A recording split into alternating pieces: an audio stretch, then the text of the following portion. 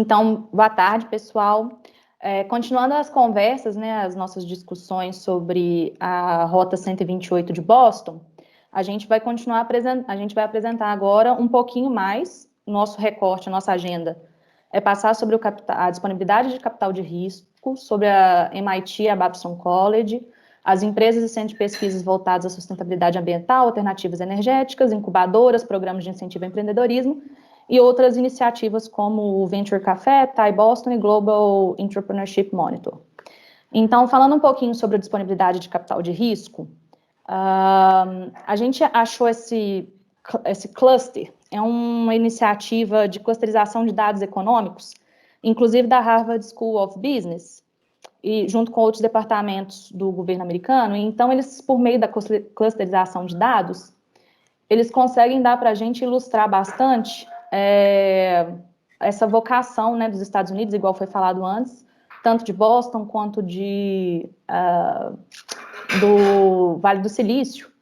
A questão é que esse lugar, esse cluster, né, esse site que a gente achou, ele vai até 2012, mas a gente achou interessante para poder ilustrar um pouquinho sobre a importância de Boston, né, porque a gente vê que é um verdinho bem forte, né, nesse mapinha.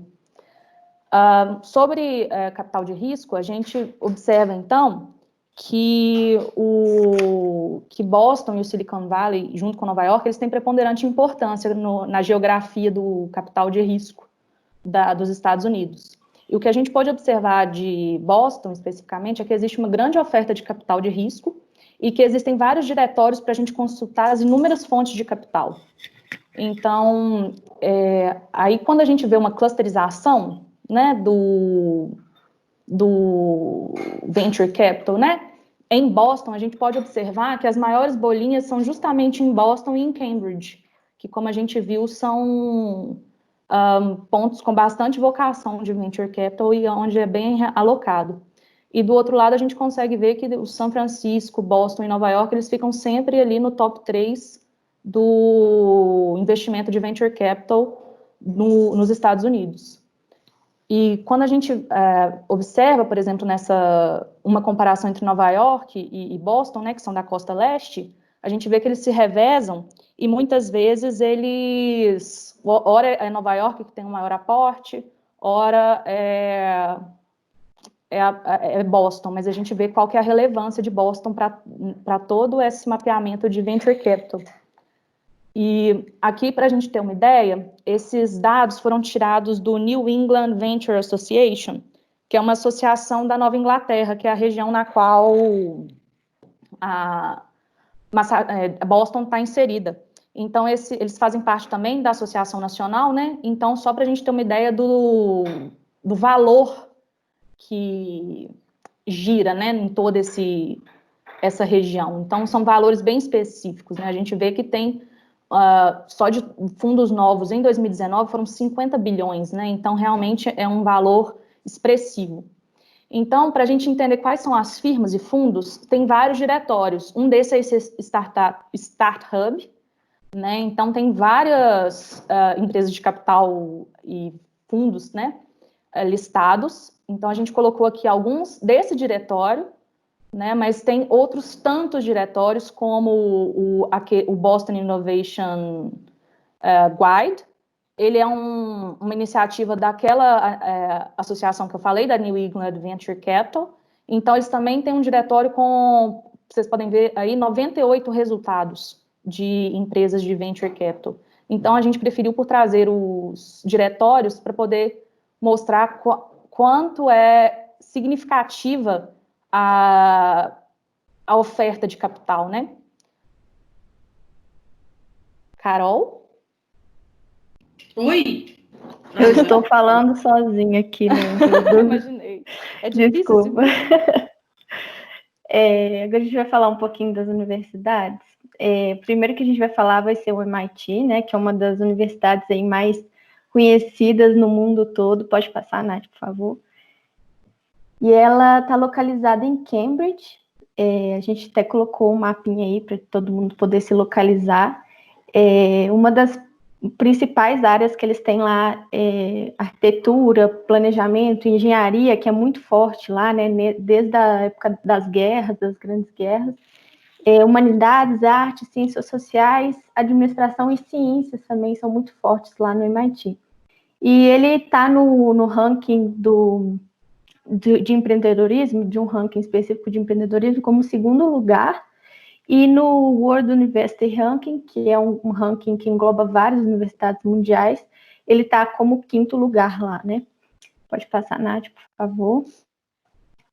Uma das coisas que a gente viu, assim, por que o MIT se destacou tanto foi porque, desde as grandes guerras, ele tinha um departamento de elétrica muito bom, muito renomado, e aí, no início dele, do MIT, parece que ele não tinha tanta disponibilidade de dinheiro, parece algo relacionado ao governo, não sei especificamente sobre o que, mas parece que eles tiveram que estender um pouco mais para parcerias com empresas para poder conseguir arrecadar mais fundos e tal, então por isso que eles conseguiram se destacar tanto e estão onde eles estão hoje. E uma das principais eles têm várias descobertas lá no MIT, e aí uma das que mais chamaram a atenção da gente foi a primeira síntese química da penicilina, o radar foi descoberto, o desenvolvimento do radar foi lá, e a invenção de memória de um núcleo magnético, que contribuiu para o desenvolvimento de computadores digitais.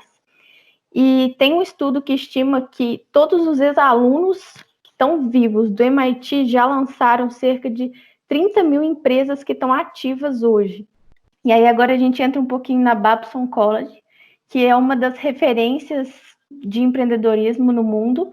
Ela fica no primeiro lugar do ranking de empreendedorismo, e no ranking mundial ela fica na posição 120.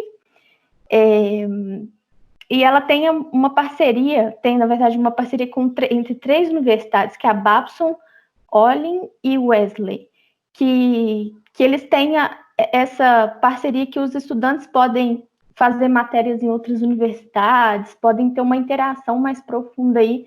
E eles têm alguns objetivos, assim, algumas coisas são boas para eles, como expandir a educação, ter abordagens interdisciplinares para o ensino, facilita a pesquisa entre os grupos docentes, compartilham práticas recomendadas entre as universidades e tem uma colaboração em funções administrativas, que auxiliam bastante eles lá. Pode passar, Nath. E a gente tem aqui também um gráfico que mostra o número de patentes que as universidades têm, de Massachusetts. E a gente vê nitidamente como o MIT se destaca, o MIT, essa curva maior aí, que está em marronzinho aí, ele se destaca, assim, absurdamente das outras universidades, que eles têm um número de patentes muito alto, né? Pode passar, Nath. Então, continuando, a gente vai falar um pouquinho sobre as empresas e os centros de pesquisas voltados à sustentabilidade ambiental e alternativas energéticas. Então, a gente pode falar um pouquinho do Massachusetts Clean Energy Center. Então, ele é uma agência estatal e o objetivo dele é promover o crescimento da economia de energia limpa de Massachusetts. E ele opera por várias formas, né? Então, um dos objetivos dele é a redução de custos, ou seja, propiciar o acesso a novas alternativas energéticas para a comunidade de uma forma geral, incentivar essas novas tecnologias, né? E financiar empresas em estágio inicial e também financiar o desenvolvimento de tecnologias e promover o fomento à colaboração entre indústria, governo, universidade e investidores. Eles fazem um suporte também para as empresas, não só de estágio inicial, e promovem também recursos com vários programas, né? Então, não só recurso capital, como recurso financeiro, como uma série de outros recursos voltados ao crescimento da indústria de energia de Massachusetts e de Boston, inclusive. Então, eles promovem, inclusive, eles financiam e conduzem também, né, ajudam a conduzir, apoiam uma série de estudos e pesquisas também na área. Então, eles fizeram, no relatório deles de 2019, a gente consegue observar o quanto que Massachusetts, né, e Boston em especial, que é esse pontinho bem amarelo ali no gráfico, é realmente um ponto quente, né, um hotspot da energia limpa. E uma coisa interessante é que quando a gente pega esse relatório e vê o crescimento de empregos na área e que foi substancial em 10 anos, a gente observa que realmente houve um crescimento da indústria, o que pode sinalizar tanto um crescimento das indústrias já existentes, quanto a criação de novas. Então, mostra que é um mercado de fato próspero, né? Na área de energia, inclusive o primeiro grupo já, como também falou. Então, realmente, o que a gente pôde pesquisar sinaliza nesse sentido, de que realmente é um mercado crescente em Boston, na Rota 128.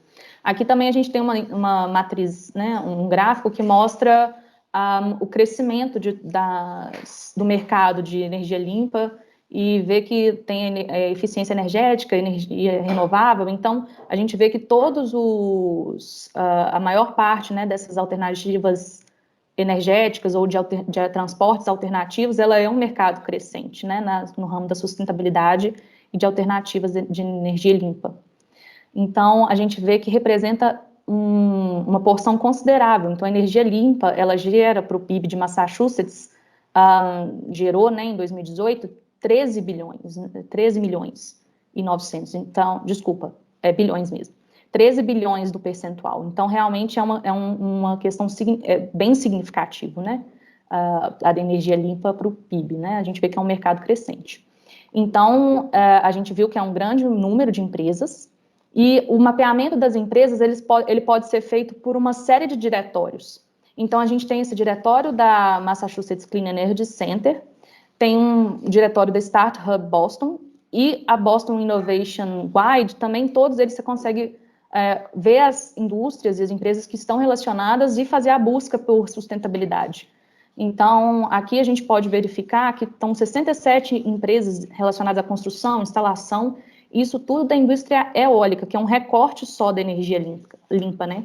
Mas que existe uma série de turbinas eólicas, turbinas eu acho que é o nome, enfim, que geram energia eólicas fixadas, né, ali em Boston.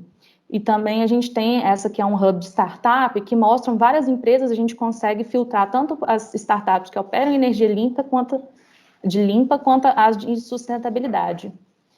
E também nesse Hitchhikers Boston Innovation, a gente consegue filtrar e a gente consegue verificar quais são as empresas que estão operando ali também com inovação nessas áreas. E agora falando um pouquinho de incubadoras e de programas de incentivo ao empreendedorismo, pode passar, Nath. A gente pegou aí o Fraunhofer Tech Bridge, que Fraunhofer é uma incubadora, um instituto da Alemanha, né, muito conhecido. E aí eles fizeram eles chamaram de Tech Bridge, né, que é tipo uma ponte tecnológica aí levando para os Estados Unidos e para outros países também o Fraunhofer em si, né? Então eles fizeram essas pontes aí e é uma organização sem fins lucrativos. Eles têm objetivos de arriscar novas tecnologias para o setor privado, e então eles trabalham sempre em parceria com indústria, universidade, governo, tanto estadual quanto federal, para desenvolver projetos de pesquisa. A atividade primária deles, né, pesquisa e desenvolvimento em tecnologia, e eles estão sempre ajudando empresas promissoras que estão em uma fase inicial ali, trabalhando com fonte de energia limpa, para tentar construir e desenvolver alguma coisa ali de tecnologia, e aí para acelerar e comercializar esse produto. E aí a principal dela, a principal oferta é aplicada a projetos do setor de energia, são mais focados nisso, e o tamanho dela é em torno de $1 milhão a $5 milhões, que a gente achou. Pode passar, Nath, por favor. E a segunda que a gente ficou encarregada aí foi a Greenton Labs, que é a maior incubadora de startups de tecnologia limpa da América do Norte. Ela permite vários empreendedores levem produtos para eles tentarem, produtos de problemas ambientais, né, para tentar resolver essas soluções aí que eles querem chegar. E é interessante que eles falaram, a gente estava olhando o site, que eles têm um espaço físico muito grande, então O principal diferencial dessa incubadora é esse espaço físico que eles proporcionam para sempre estar conectando as pessoas e compartilhando ideias, para eles poderem lançar mais rapidamente, segundo eles, a tecnologia. E essa incubadora, ela abriga cerca de 45 empresas, que tem mais ou menos 16 patentes, e o tamanho dela é de 500 mil a $1 milhão. E aí, outras instituições que a gente pesquisou, a primeira delas é a Venture Café Cambridge, que eu acho que muitos de vocês já ouviram falar, que é uma comunidade lá de Massachusetts, né, que fica localizada em Cambridge, que conecta vários empreendedores, até aspirantes empreendedores, financiadores e inovadores aí, que eles estão sempre se reunindo, agora não mais fisicamente, mas antes era fisicamente lá em Cambridge, nesse lugarzinho que a gente colocou a foto, e eles sempre estão com essa questão de conexão, de networking, sempre querendo conectar e compartilhar conhecimento. Pode passar, Nath. E uma frase que chamou bastante atenção a gente no site, que eles falam que o relacionamento e o networking é muito mais importante que a sua ideia. Então, não basta você ter uma ideia revolucionadora, assim, vai fazer a diferença no mundo, que se você não tiver pessoas boas ou network, ou pessoas que você conhece que vão te levar, né, para algum lugar, não vai adiantar nada. Você precisa ter pessoas do que ideias. Daí eles têm alguns números aí que são bem impactantes, número de eventos, número de pessoas que visitaram lá, e até número de doações, que no site você pode fazer doação, são números bem impactantes. Pode passar, por favor. A outra iniciativa é o TAI Boston, que, segundo eles conectam fundadores do amanhã com os empreendedores e executivos de hoje, e é uma organização também sem fins lucrativos, e ela surgiu com pessoas que eram da Índia, e que eles foram para a região de Boston, e aí fundaram essa iniciativa. Então, eles mesclam alguns fundamentos de empreendedorismo com a cultura tradicional indiana, por exemplo, a importância da comunidade, orientações, e até relacionamento de longo prazo, que é muito forte neles. E eles têm também alguns programas lá, por exemplo, o TAI Scale Up, que apoia várias startups que surgiram lá.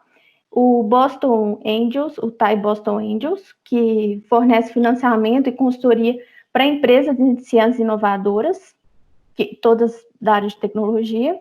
E também tem o TAI Young Entrepreneurs, que é um programa para estudantes do ensino médio, que eles vão orientando para eles ensinarem a próxima geração de empreendedores.